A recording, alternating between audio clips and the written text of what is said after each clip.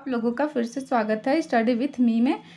तो हमने पिछले क्लास में वाक्य एवं अभिव्यक्ति की स्वतंत्रता को स्टार्ट किया था। तो चलिए वीडियो को आज यहीं से शुरू करते हैं। अनुच्छेद 19(1) के ई में अभिव्यक्ति की स्वतंत्रता का प्रावधान है।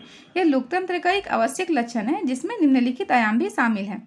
फिल्म का निर्माण, प्रेस की स्वतंत्रता, सोशल मीडिया की स्वतंत्रता, असहमति आलोचना का अधिकार, झंडा फहराने का अधिकार और सूचना का अधिकार। तो चलिए देखते हैं आगे। राज्य भारत की संप्रभुता एवं अखंडता जैसे आधारों पर वाक एवं अभिव्यक्ति की स्वतंत्रता पर युक्त प्रतिबंध लगा सकती है। वाक एवं अभिव्यक्ति की स्वतंत्रता का प्रयोग किसी व्यक्ति की छवि को बदनाम करने और गलत वक्तव्य के लिए नहीं किया जा सकता।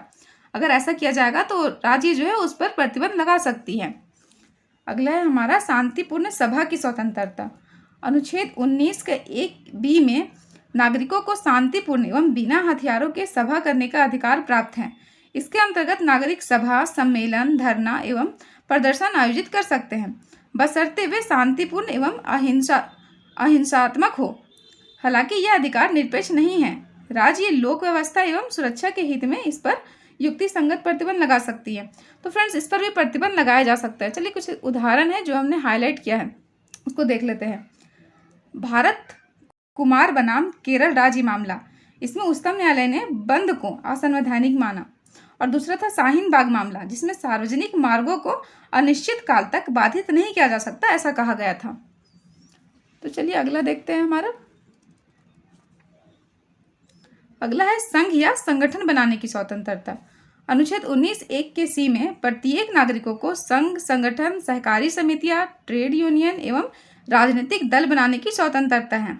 इसका उद्देश्य सामूहिक रूप से नागरिकों को अपने हितों की रक्षा करने का अवसर देना है, किंतु राज्य राष्ट्रीय अखंडता, लोक व्यवस्था एवं नैतिकता बनाए रखने हेतु इस अधिकार पर भी प्रतिबंध लगा सकती है। अगला है हमारा स्वतंत्र आवागमन की स्वतंत्रता। अनुच्छेद 19(1) के डी में प्रत्येक नागरिकों को भारत के समस्त राज्य क्षेत्र में स्वतंत्र रूप से घूमने एवं आवागमन करने का अधिकार प्राप्त है। इससे भारत की एकल नागरिकता एवं राष्ट्रीय एकता को बल मिलता है, किंतु यह अधिकार निरपेक्ष नहीं है। राज्य निम्न आधारों पर इस पर भी प्रतिबंध लगा सकती है। तो चलिए कौन कौन से आधार है? सामान्य जनता के हित में और अनुसूचित जनजातियों के हितों की सुरक्षा के लिए। चलिए अगला देखते हैं। अगला है निवास एवं बसने की स्वतंत्रता। अनुच्छेद 19(1) के ई के तहत प्रत्येक नागरिकों को भारत के किसी भी भाग में निवास करने तथा बसने की स्वतंत्रता है। इस अधिकार के दो पक्ष है। पहला, देश के किसी भी भाग में अस्थायी रूप से निवास करने का अधिकार, जबकि दूसरा है देश के किसी भी भाग में स्थायी रूप से बसने, घर स्थापित करने का अधिकार। किंतु यह अधिकार निरपेक्ष नहीं है। राज्य सामान्य जनता के हित तथा अनुसूचित जनजातियों के हितों की सुरक्षा हेतु इस पर भी प्रतिबंध लगा सकती है। अगला है हमारा पेशा, व्यापार एवं व्यवसाय की स्वतंत्रता। अनुच्छेद 19(1) के जी में प्रत्येक नागरिक को अपनी इच्छा अनुसार व्यवसाय का अधिकार है, लेकिन अन्य अधिकारों के भांति इस पर भी प्रतिबंध आरोपित किए गए हैं, क्योंकि राज्य के द्वारा कोई भी व्यवसाय मूलतः अपने हाथ में लिया जा सकता है अथवा अन्य व्यक्तियों को इस व्यवसाय से वंचित भी किया जा सकता है। चलिए इसका उदाहरण देखते हैं। बिहार में शराब के उत्पादन एवं वितरण पर प्रतिबंध लगाया गया। साथ ही व्यवसाय पर शैक्षिक योग्यता के आधार पर भी प्रतिबंध लगाया जा सकता है। उच्चतम न्यायालय ने एक ऐतिहासिक विवरण देते हुए कहा है कि वेश्यावृत्ति भी एक व्यवसाय है, जबकि समान मान्यता यह है कि यह एक सामाजिक बुराई है, लेकिन उच्चतम न्यायालय ने इसे वैध घोषित किया है। तो चलिए अगला देखते हैं। अपराधों के लिए दोष सिद्धि के संबंध में संरक्षण। अनुच्छेद 20। अनुच्छेद 20 के तहत अभियुक्तों को मनमानी सजा से बचाने हेतु 3 संरक्षण दिए गए हैं: भूत लक्ष्य विधि का सिद्धांत, दोहरा जोखिम और अपने विरुद्ध गवाही ना देने का अधिकार।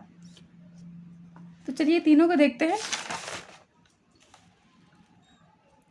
भूत लक्ष्य विधि का सिद्धांत, किसी व्यक्ति को केवल उसी कानून के आधार पर दंडित किया जाएगा जो अपराध के समय लागू था।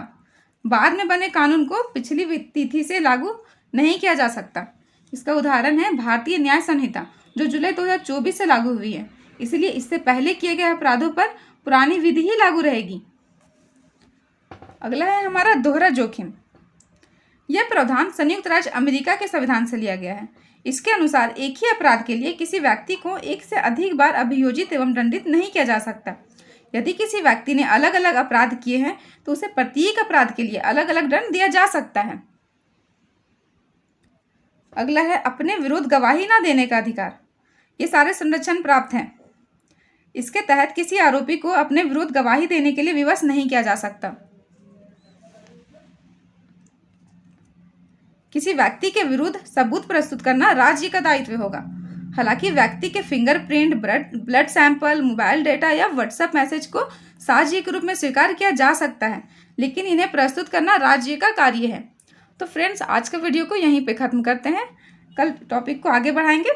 तो फ्रेंड्स, अगर मेरा वीडियो अच्छा लग रहा है तो आप लोग वीडियो को लाइक करें, चैनल को सब्सक्राइब करें। तब और हम कल मिलते हैं, तब तक के लिए थैंक यू।